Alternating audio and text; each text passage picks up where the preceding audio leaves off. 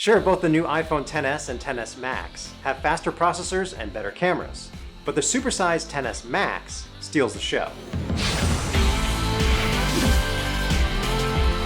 Just look at this thing. It sports a massive 6.5-inch display, which is even bigger than the Galaxy Note 9. And yet, the design doesn't feel ginormous because you're getting this screen in a design that's about the same size as the iPhone 8 Plus. The big difference? There's no home button and no bezels around the screen, so get used to gestures. Although there is a notch. The new gold color is subtle without being too ostentatious, and the color-matched stainless steel band adds a bit of bling.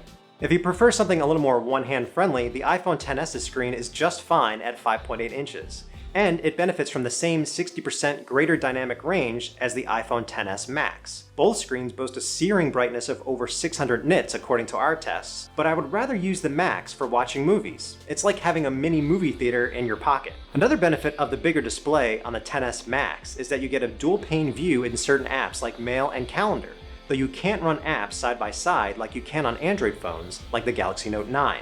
Apple says this is the most durable glass ever on any phone.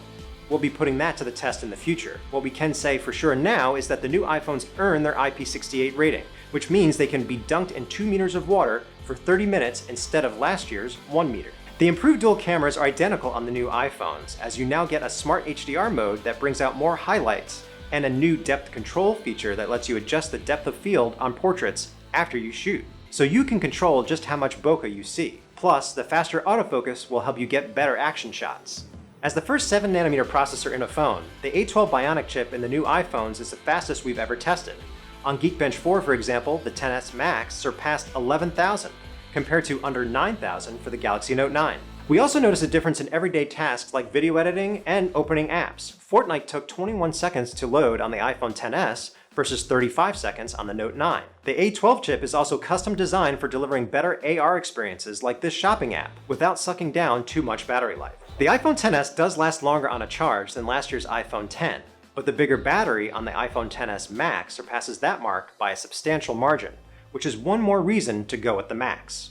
Look, both the new iPhone XS and XS Max are super expensive, and I wish Apple would finally move to USB-C so that you didn't have to pay extra just for things like fast charging.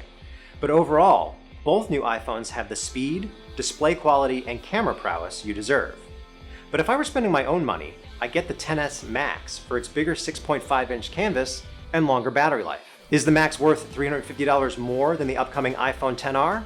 That's a tougher question that we can't answer just yet. But if you want a more colorful OLED screen, less bezels, and a 2x optical zoom, the iPhone XS Max is the better splurge option between the two new iPhones. For Tom's Guide, this is Mark Spoonhour.